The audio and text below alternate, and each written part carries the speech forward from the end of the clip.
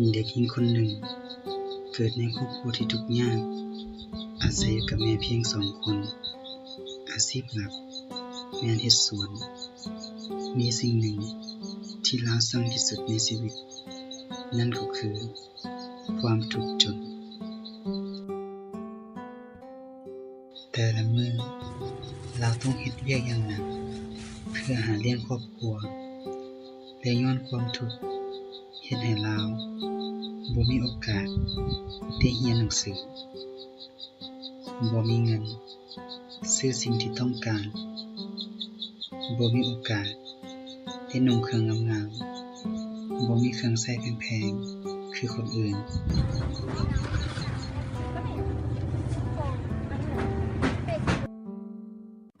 บางเทื่อลาวก็รู้สึกน้อยใจที่เกิดมาเป็นคนจนมีชีวิตที่ต้องหาเช้ากินค่ำชีวิตที่ถูกแต่คนดูถูกเด้อแม่จะสวนละโดย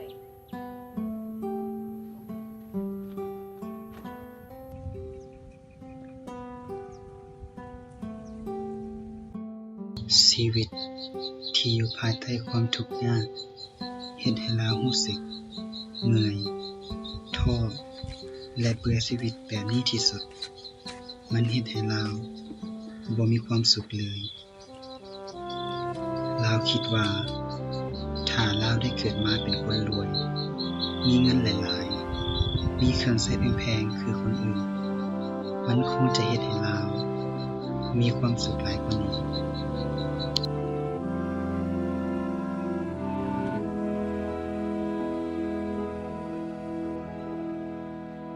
แต่ว่า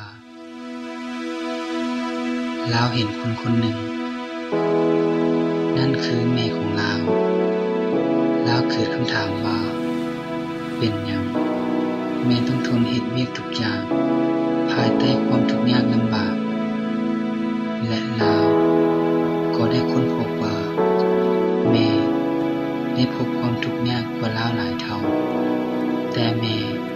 ก็บ่เคยท้อและจะเฮ็ดทุกอย่างเพื่อให้ลูกมีความสุข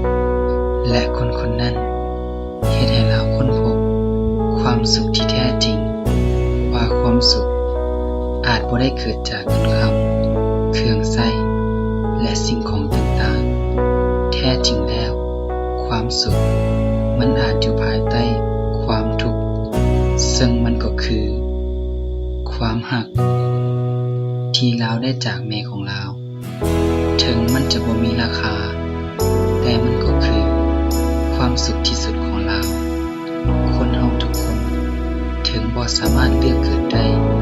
แต่เฮาต้องรู้จักเรียนรู้ที่จะต่อสู้กับมันเพราะความสุขของคนบ่ได้อยู่ที่จนหรือรวย